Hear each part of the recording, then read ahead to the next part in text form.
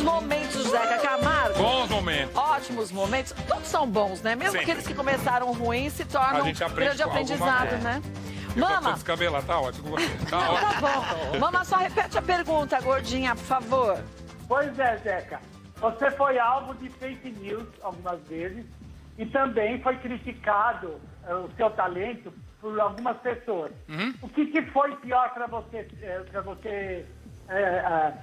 na hora? Foi o fake news ou foi ser criticado pelo seu talento? O fake news é mais complicado, é pior. Ele é mais complicado, porque a falta de talento tem uma resposta simples. Trabalha. Mostra o que você faz. Eu tenho um currículo, modéstia à parte, impecável. Então você quer criticar, talvez você não goste, não sei o quê, mas então aponte os erros. Aí a gente discute. Mas então, esse é mais fácil de administrar e falar, bom, eu tenho certeza do que eu estou fazendo. A pessoa não pode não ter gostado, não é a praia dela, não gosta de arte, não gosta desse tipo de reportagem, não gosta desse tipo, quando você fala demais, entrevistado, não gosta de ver você dançando. Aí é teu gosto. Mas quanto a profissionalismo, aí a gente põe em cima da mesa. A fake news ela é pior, não pessoalmente, mas ela é um inimigo da sociedade. Né? A gente fala, toda essa questão triste de Covid que a gente vive, eu sempre falo, a gente tem um inimigo que é um vírus, mas a gente tem um inimigo maior que é a ignorância. Então a ignorância permite que o fake news se alastre. E a gente, como jornalista, somos todos aqui de uma certa maneira jornalistas, a gente tem a obrigação de esclarecer. É mais delicioso compartilhar um fake news, é óbvio, porque a pessoa não tem informação e ela vai, aquilo é bacana. Mas é muito mais difícil. Então, na verdade, a minha resposta quase que é a mesma para as duas. Você não gosta do meu trabalho? Eu arregaço a manga. Você me manda uma fake news? Eu vou trabalhar em dobro para desmentir. Não para desmentir, mas você não desmente uma fake news, porque quando você tenta desmentir, você está repetindo ela. Ou seja, você caiu na armadilha da pessoa que lançou. Então você vai fazer justamente o contrário. Eu vou pegar a tangente e vou mostrar de outra maneira que estou fazendo isso. Porque se você repete... Imagina que tem uma pessoa lá que não é ninguém. E literalmente não é ninguém. E ela solta uma crítica, uma fake news sobre você. Né? Aí, você que já tem uma carreira, que já tem uma imagem, já tem uma reputação, fala, nossa... Quem é essa pessoa? Eu vou responder você. A pessoa fala assim... Ela existe. Ela passou a ser alguém, né? Ela passou a ser alguém. Não, você não é ninguém. Se você que espalha fake news, você não é ninguém. Você não provou o que você veio fazer aqui. Você não é uma jornalista, você não apura nada. Você é simplesmente uma pessoa sentada na frente do computador. Boa. Eu respeito quem vai, quem faz uma pesquisa, quem faz uma entrevista, quem conversa com as pessoas, quem chama para conversar. Quando eu falei de bom grado, eu respondo o que vocês quiserem. São jornalistas aqui, acima de tudo. Né? São pessoas que estão aqui com a pessoa na frente. Eu adoro fonte. Minha fonte. Se você é jornalista, você tem entrevistado, você não tem fonte. Né? Então, para começar, fonte, não sei o que e tal. Aí adoro ver a pessoa que tem fonte tomar cada bola nas costas. Mas você não sabia que fulano saiu da TV? Mas por que você... Cadê sua fonte? Entende? Não, loucura. Então, isso para mim é o trabalho do jornalista. É ir fazer entrevista, mostrar a transparência no que você está fazendo. E isso não tem a ver com responder ao fake news. A nossa batalha, o nosso caminho contra o fake news é fazer notícia boa de verdade. É isso. Sem citar a fake news, né? Porque você vai alimentar ela. Então. Obrigado, Gente, Mama, pela pergunta que eu adorei responder. A gordinha é uma amada. Tô com uma vontade de dar um abraço nessa gordinha que já emagreceu quase 60 quilos. Tá quase magrinha. Tá quase magrinha. Mas o nome gordinha vai ficar no ar sempre pra sempre. Daqui a pouco, eu e Zeca vamos pra cozinha. E eu sei que você arrasa na cozinha, porque eu assisto seus vídeos e tudo mais, suas lives. Vai fazer uma costelinha, gente. Aquela na cerveja preta. Na cerveja, uma cara boa. Opa! E eu vou fazer... Aí eu tenho o cara é mineiro, não vou gastar uma costelinha. E eu já sei que sua produção não vale nada, que costelinha... Você costelinha é presa Eu sou fácil. tarada Eu sei. E aí... Adorei a palavra. Eu sou tarada por costelinha. Carne de porco me ganha. É verdade, carne de é a porco, perdição peixe, da tudo casa. Se for de comer, a cara Tanto que eu te falei, o dia que você tava no Nordeste, que você tava com aquela... Lembra? Que sacanagem. Tô assistindo o programa dele, 11 da noite. O povo fala, mas Ele você me comeu vem com demais. aquela... Eu falei, não tá de comida Como boa. que era o nome? Não era caldeirada, Era era... uma frigideirada. Frigideirada. Menina, cheia de frutos do mar. Ai, 11 que horas. delícia. E eu comendo biscoito de polvilho. Pensando naquele caldinho, daquela comida. E ele, vou repetir de novo. Eu falei, lasqueira, me trouxe uma marmita. que faz, hein? Que faz? Mas hoje tem costelinha, cara. Hoje tem costelinha. Onde tem? E vou fazer a minha maionese, que é maionese de família. Famosa, hein? Maionese da casa. Mama conhece a maionese, né, mamá? Aquela maionese tudão que eu faço. Aquela que você já comeu. Mama já foi em vários natais na minha casa, pegou cada perrengue da minha família. Ela já era minha família. Né, mamãe? A gente chorava e ria juntas por 15 anos. Então, foi de... Menino, vou falar rapidinho que a gente já vai virar nacional. Uma das vezes mais engraçadas, né, mamãe? Era pra ser triste com engraçado. Eu e mama, um amigo nosso faleceu. E aí a gente... O enterro era lá no cemitério da Vila Alpina. Não, e olha só, você vai ver o que aconteceu. Aí eu falei, mama, vamos sair rápido, porque é um trânsito de São Paulo, né? Saímos, chegamos lá, né, mamãe? Pois é. Chegamos, nem o corpo tinha chego, não tinham limpado nem a sala do morto anterior. Nós recepcionamos todo mundo do velório, né, do nosso morto e de outros mortos. Encontramos a Roseli Ferraiol, que estava enterrando a mãe, era budista. E a gente, ai, que tristeza. Ela falou, não, pra mim é continuidade. A gente não sabe, olha, a gente tá mais perdida que se a gente não Então, olha, a gente tem histórias muito boas de perrengues totais que a gente já teve. Agora, vou te convidar a vir aqui. Ping-pong. Ping-pong? Ping-pong. Peraí. Caiu. Pode sentar no banquinho. Quer dizer, isso aqui não foi o sinistro ainda. Não, sinistro agora. Ai, sim. Não, o sinistro vai ser a gente acabar a receita no tempo. Eu tô só olhando a costelinha ele esperando a gente, mas Aquela vamos lá. costelinha tá bonita, hein? Vamos lá. Ei. E daqui a pouquinho o Mantovani vai tirar a carta pro Zeca, vai falar do mapa astral. E vai mais falar importante de tudo... Revolução. Solar. Revolução Você já fizer? solar. Nunca fiz. Ó. Eu nunca fiz também. Ele já me fez 2. Vamos lá. Tem a numerologia que depois a gente pode ver. Ainda tem Você essa? sabe qual é o seu número? Cara, tem um número... Não pela numerologia, mas tem um número que persegue positivamente, que é 23. Tudo na vida é 23. 23 dá 5. Depois a gente vê se tem alguma coisa a ver. Sim. Tá, vamos lá.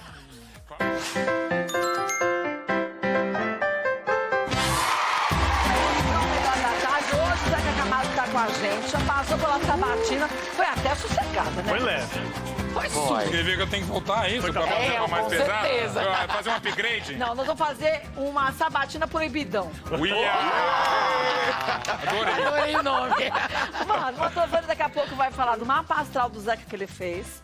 Vai tirar a carta. Vamos falar da revolução. Até pra você entender. Quer dizer, não é que ele vai contar a vida toda do Zeca. Depois ele fala pro Zeca. Só uma parte. Tem que ter alguma coisa, né? Não, Tem já- algum segredo, senão não tem graça. Agora vamos pro ping-pong? Bora, ping-pong, adoro. Vou perguntando, é rapidinho a resposta, hein? Comida em casa ou em restaurante? Em casa sempre. Doce ou salgado? Salgado, disparado. Jornalismo ou entretenimento? Jornalismo. Se for no paredão, jornalismo. Cozinhar ou lavar louça? É cozinhar. Isso é fácil. Rio ou São Paulo? Ah, não. Sampa. Fantástico ou é de casa? É de... Putz. Mas de casa é mais recente, tô com saudade ainda. Fantástico, eu resolvi o Fantástico. Eu tenho saudade das pessoas do Fantástico. Mas Fantástico, pela história. É fantástico. Mas você falou que você já resolveu o Fantástico. No sentido de que, você sabe do Fantástico, o Fantástico é um programa muito forte, né? Você tem o que vai lá no Fantástico, segunda-feira todo mundo falando. Repercute, E né? é incrível, uma repercussão absurda. Então, quando você deixa o Fantástico, fala, vão parar de falar do que eu fiz. Claro que não param, porque, né? Mas é a sensação. Então, você fala, a alavanca, a potência que é o Fantástico, você sente falta. Mas aí, por que eu resolvi o Fantástico? Eu lembrava que o Fantástico é o seguinte, turma. Vocês trabalham muito, todo mundo aqui trabalha. Vocês não trabalham igual quem tá. Inclusive quem tá até hoje no Fantástico. Trabalha mais? 7 dias por semana, 24 horas por dia. Sem falar nas suas viagens. Todo mundo só vê o lado bom, né? Mas era trabalho também. Então você não desliga. Segunda-feira, teoricamente, era a nossa folga. E você já tá lendo uma coisa, isso aqui é uma pauta, você para isso, eu tô almoçando, com o que isso é feito, de onde veio você.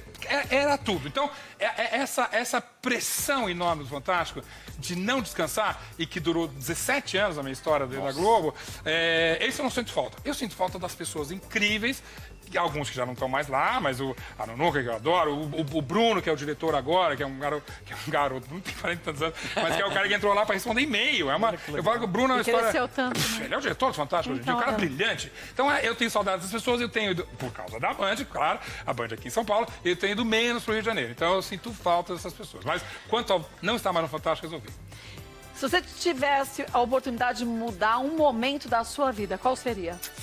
Cara, tantas portas. Aí o budismo é um pouco isso também. Você pode mudar a qualquer momento. Eu podia ter cancelado a minha vinda aqui no programa, aí esse assunto, sim. não sei o quê, tá com medo da resposta, paredão, tá. A cada momento. Eu tenho um momento muito decisivo. Eu trabalhava na Folha de São Paulo, em 1989, em Nova York. E era um estágio com tempo finito. 10 meses eu tinha que voltar. E aí eu era moleque, 89 eu tinha 26 anos. E aí eu falei, vou ficar em Nova York. Vou ficar em Nova York, essa bobagem, minha vida é aqui, não sei o quê, tal. Imagina, 89 em Nova York. E aí eu arrumei um emprego. Eu ia trabalhar na Rádio Moçambique. E na última hora eu voltei. Então, eu sempre, quando alguém faz uma pergunta, eu sempre falo, cara, aquele momento, eu gostaria de ter ficado em Nova York. Um pouco mais pra ver o que Pra dava, ver o que ia né? acontecer. Eu não ia estar aqui, tudo seria diferente. Eu adoro esses filmes que tem essas portas. Lembra aquele assim, filme né? Clique? Muda tudo. Você muda Controle tudo. remoto, você Efeito muda, sua borboleta. vida é Perfeito, Kátia, outra. perfeito. Então eu lembro desse momento, falo, nossa, ali minha vida poderia ter tomado Outro outro rumo. rumo. Ah, outro você sabe que eu vi uma série, a chamadinha de uma série que vai estrear, acho que é final de mês, né? Se eu não me engano, que é você vai assistindo a série junto com o seu celular, por streaming. E você vai- E você vai mudando o destino. O que você prefere? Você prefere que o cara, ele tá na África, que ele vá pra direita ou vá pra esquerda? Ai, E um muda leão atrás dele. Sim. Se Tá, esconde então. em cima da árvore ou ele se joga no buraco? Eu adoro isso. Ah, isso é Você muito vê, louco. a volta ao mundo que eu fiz, essa que eu contei, que eu fiquei dormindo na rua, a gente dava pro público o poder de escolher. Então. Então eu podia ter pego outro Isso, destino. há quantos anos atrás? 2004. Então, 17 anos. Faz tempo. Nossa. Ah, Cueca, samba, canção ou slim? Slim. Slim? Slim, claro. Ser feliz ou ter razão? Tem razão. Você prefere ter razão? Porque é isso que Primeira rege o pessoa que mundo. falou prefere ter razão. É isso que rege o mundo. Você vai ser feliz se as coisas acontecerem dentro do racional. Aí a felicidade é consequência. Se você simplesmente eu quero ser feliz, você abandona a razão. Não pode abandonar a razão. Sou eu, Ariana, racional, cabeça. Olha isso. Certo? Interessante. Agora atenção. Toma. Patrícia Poeta ou Ana Furtado? Só Não, uma. impossível. Não, eu vou embora, obrigado, quero microfone. Tchau. Não, só uma. Impossível, Não, só não. uma. São tão queridas de duas maneiras tão diferentes. A Patrícia foi uma colega minha lá do Fantástico. A Ana, eu acho que eu vou... Ana, vou ficar com você, Patrícia vai entender. Eu conheci a Ana antes, a Patrícia é uma coisa louca, porque mesmo nessa amizade, eu fiquei mais próximo de uma. Eu conheci a Ana na época do No Limite, porque o diretor era o Boninho. É, certo, verdade. né? E a Ana era ainda uma garota ainda, e ela ia. Eu era amigo da Ana antes de conhecer a Patrícia. Aí a Patrícia, eu comecei a ficar mais próximo dela quando ela era casada com a Mauri, fazia reportagem de Nova York, que ia lá no Fantástico. Ela veio para o Fantástico. Aí, óbvio, a Ana seguiu a trajetória dela, começou a fazer TV, atriz primeiro, depois uma brilhante apresentadora. Aí fiquei mais próximo da Patrícia. Aí fui na de casa. E aí era um gol a gol ali, entende? Essa foi uma pegadinha. Ai, não, que maldade. Mas tem mais uma. Thiago Leifert ou Marcos Mion? Caramba, putz. Difícil também. Cara, o Mion...